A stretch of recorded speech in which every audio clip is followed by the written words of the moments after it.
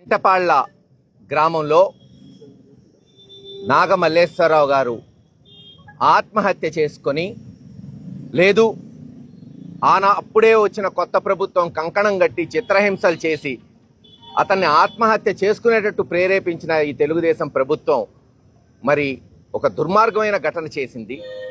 అటువంటి నాగమల్లేశ్వరరావు కుటుంబాన్ని పరామర్శించడానికి జగన్మోహన్ రెడ్డి గారు రేపు సత్తెనపల్లి ఆ గ్రామానికి విచ్చేస్తున్నారు.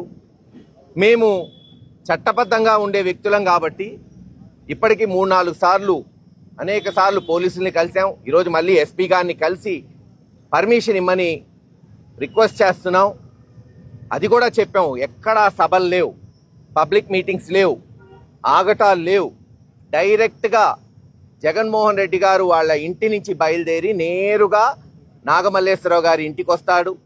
వాళ్ళ తల్లిదండ్రుల్ని వాళ్ళ కుటుంబ సభ్యుల్ని కలిసి పరామర్శించి మరి వెంటనే మళ్ళీ స్ట్రైట్గా వెళ్ళిపోతారు.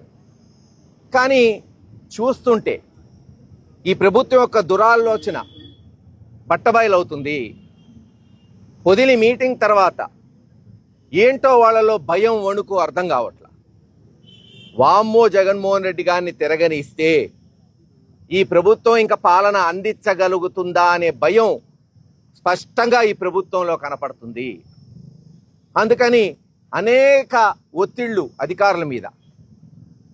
ఇప్పుడు ఎస్పీ గారు కూడా ఒక 50 మందినే పర్మిట్ చేస్తాం, అలాగైతేనే 100 మంది.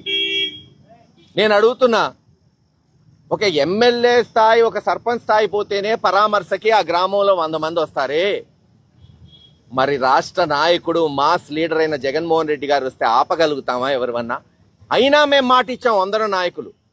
సార్ వాస్తవంగా మేము అందరూ కార్యకర్తలు రావాలి, జగన్మోహన్ రెడ్డి గారిని చూడాలి అంటున్నారు. మేము మొన్నటి వరకు మా నియోజకవర్గాల్లో పోనీలే కార్యకర్తల వరకు తలా ఒక 50 వెహికల్స్ 100 వెహికల్స్ పెట్టి తీసుకెళ్దాం నియోజకవర్గాల నుంచి అనుకున్నాం. కానీ మీరు సెక్యూరిటీ ప్రాబ్లం అంటున్నారు, మీ నాయకుడికి ఆపద రావచ్చు అంటున్నారు, వెహికల్స్ ఆపేయమంటున్నారు. అంటే ఎస్ మేము మాటిస్తాం, ఒక్క వెహికల్ కూడా పెట్టము.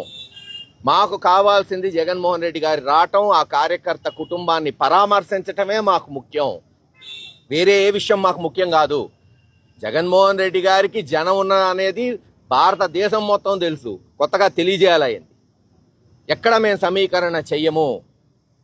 స్వచ్ఛందంగా కేవలం మేము కూడా ఆయనతో పాటు ఆయన వెనకాల నడుచుకుంటూ పోయి పరామర్శిస్తూ వస్తాం అని చెప్పాం.